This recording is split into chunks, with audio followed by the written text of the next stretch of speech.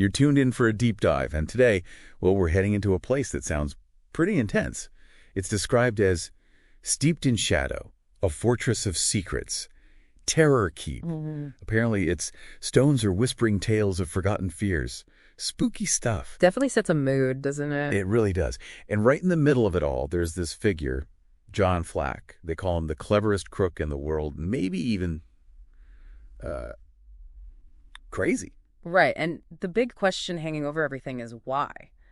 Why is this guy, this supposed master criminal, holed up in such an isolated and foreboding place? Exactly. That's the puzzle we're digging into today. Yeah, so our sources for this are the promotional text for Edgar Wallace's Terror Keep and the very first chapter of the book itself. Okay. And that promotional bit, you can really see it as Wallace's hook. He's using all this atmospheric description, setting up the mystery of Terror Keep and Flack to, grab the reader immediately, make you want to know more. So our mission for you, listening in, is to kind of unpack these first clues Wallace gives us. What makes Terror Keep sound so compelling right off the bat?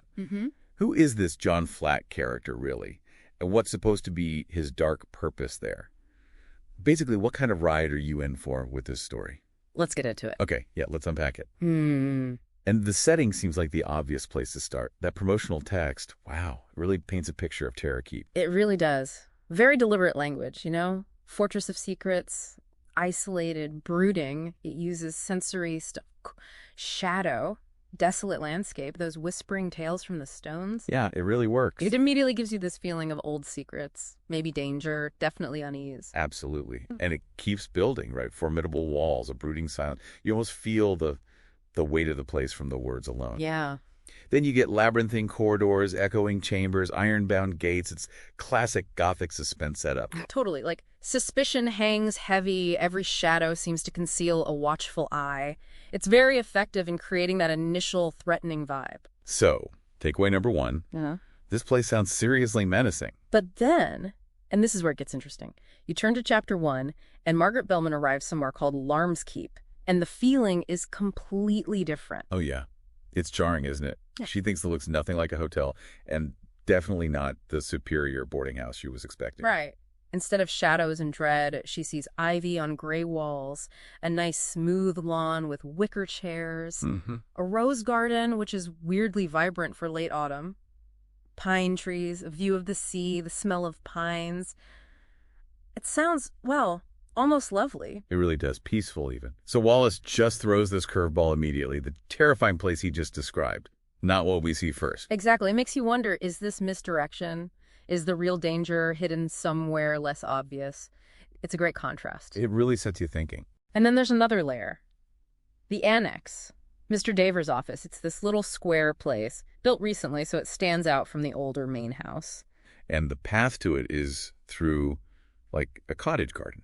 It adds to this almost quaint feeling. So right away, you've got this duality, the promise of Terror Keep, the reality of Larm's Keep. And you're asking, okay, what's the connection here? That's the hook right there. Wallace plants that question straight away. Okay, so let's pivot to John Flack.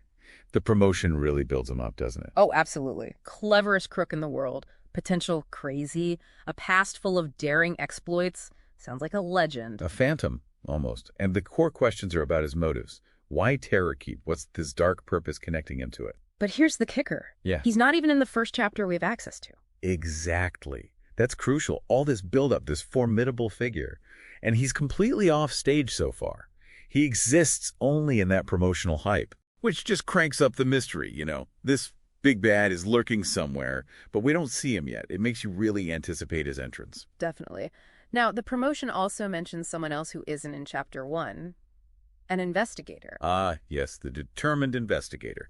And he's got his own baggage, apparently his own past, a haunting specter. Right. So another layer of potential complexity there. And his focus is specifically Terror Keep, sensing something deeper than just a criminal hiding out, a deeper darkness. But like Flack, no sign of him in the opening chapter either. Nope.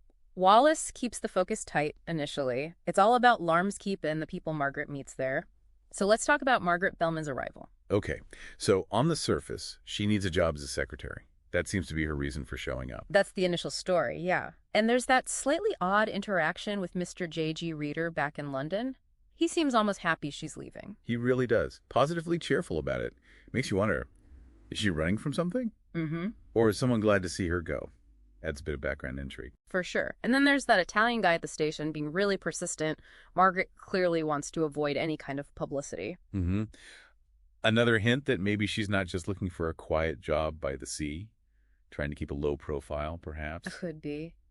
Then she gets to Siltbury, talks to the cab driver. The shrewd cabman. Yeah, he's seen it all. He makes assumptions about the job applicants, warns her about needing an appointment, which thankfully she has. Right. His perspective kind of grounds it a bit, shows this isn't the first person trying for this job. Yeah. What does he know, you wonder? But it's really her first look at Larm's Keep. That's key, especially after we've heard about Terror Keep. She's genuinely surprised by how nice it looks. Yeah, the unexpected beauty. Such a clever setup by Wallace. Is this place genuinely nice, or is it a facade? That contrast is the engine driving the initial suspense, I think. I agree completely. That potential for hidden danger beneath a pleasant surface. Okay, now let's get to Mr. Daver. He owns the place. What's Margaret's first take on him? Oh, he's memorable. Tall, thin, yellowish skin, an elf-like face, and a smile that makes Margaret want to laugh out loud. Mm-hmm. The description's quite detailed. Long upper lip, starry round brown eyes, wrinkled forehead, that twist of upright hair. He sounds... the eccentric doesn't quite cover it. Yeah, almost cartoonish in a way.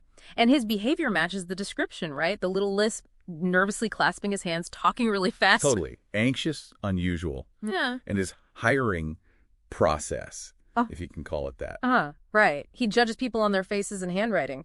Says voices usually put him off, except Margaret's phone call. Yep. The voicer, he calls it. It's so bizarre. You immediately think, okay, this guy's judgment might be questionable. Definitely seems subjective, maybe unreliable. And his reason for needing a secretary, it's apparently to handle very little work so he can focus on his own colossal project. Which is, wait for it, writing an encyclopedia of crime. The irony, given the book's title and the whole setup. You can't miss that. No way.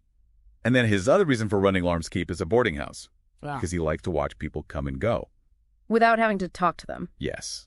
He calls it his nobby, his hobby. Mrs. Burton, the housekeeper, confirms it later. It loses him $4,000 a year. Which is a lot of money, especially back then. But he doesn't care. He just wants to observe people, pick and choose guests, kick them out if they bore him. It's weirdly detached, almost voyeuristic. Especially combined with the crime encyclopedia hobby. Makes you wonder if his observation is entirely innocent, you know? Mm-hmm. It hints at something, maybe colder underneath the eccentricity. And the hiring itself is just bam, done. He basically assumes she's taking the job before she's even agreed. Yeah, it's incredibly fast. Leaves her a bit stunned. Okay, so who else is rattling around Larm's Keep? We meet the housekeeper, Mrs. Burton. Right. Neatly dressed in black faded eyes, speaks in this flat, monotonous Cockney accent. And she shows Margaret the lounge, which she calls the banquet and all. She mentions there are only 3 boarders right now, which kind of undercuts Daver's idea of lots of people coming and going. Good point. It sounds pretty quiet. And Mrs. Burton repeats Daver's line about him not wanting the place to make money, just enjoying the passive company. It reinforces how strange he is. So the 3 boarders, we get glimpses of them at tea. Yeah, just brief snapshots. There's an elderly clergyman, Reverend Dean from South Africa, looks quite stern, reading a church paper. Oh. Then a young woman, Miss Olga Crew, pale, but apparently extraordinarily beautiful. Interesting. And finally, a military type, Colonel Hoffling, maybe around 40. So the clergyman, the beauty, the soldier. Classic character types almost. Wallace just puts them there like pieces on a board, making you curious about their stories. Why are they at Larm's Keep? Exactly. Seeds planted. Then Margaret sees her room, the blue room. And it sounds amazing. A gem of an apartment, beautifully furnished, private bathroom, paneling, beams, maybe even original stone floors. Sounds luxurious. It does, but Mrs. Burton's reaction is, meh, totally unimpressed. Says she misses her old place in Brixton. Which is another odd little detail, right? This contrast between the fancy surroundings and how the people in them actually feel. What's really going on beneath the surface here? That's the constant question. And it leads perfectly into the final scene of the chapter, which is really quite disturbing. Yeah, that ending. Margaret sees Mrs. Burton hiding. Hiding in a laurel bush, covering her face, sobbing her heart out silently. It's such a stark image after the tour of the nice room. And the cabman just dismisses it. That's the housekeeper. She's a bit mad. Which feels way too simple, doesn't it? Like he's explaining away something deeply upsetting. It leaves you with this real sense of unease. Something is very wrong here. Absolutely. So wrapping up this first dive, we're left with some really juicy mysteries. First, that huge disconnect between the scary Terror Keep promo and the apparently nice Alarms Keep reality. What's the link? Is Alarms Keep just a front? Then there's John Flack, the Phantom Menace. Where is he? How does he fit into Alarms Keep, if at all? And Mr. Daver. What's his real deal? Is his eccentricity hiding something? Is the crime encyclopedia just a hobby? Or something more? Plus, the other guests, what are their secrets? And poor Mrs. Burton sobbing in the bushes. What's driving her to that? And Margaret herself. We still don't really know why she took this job, do we? Is she just escaping London, or is she looking for something specific here? So many questions already. It really makes you think. Maybe the scariest secrets aren't always in those obviously spooky fortresses. Maybe they're hidden right out in the open, inside seemingly normal places, behind ordinary faces and peculiar hobbies. That's a great point. And prompts you, the listener, to maybe look again at the seemingly ordinary around you. What innocuous things in your life might actually hide a much deeper, maybe unsettling story if you looked closer. Something to ponder until our next deep dive.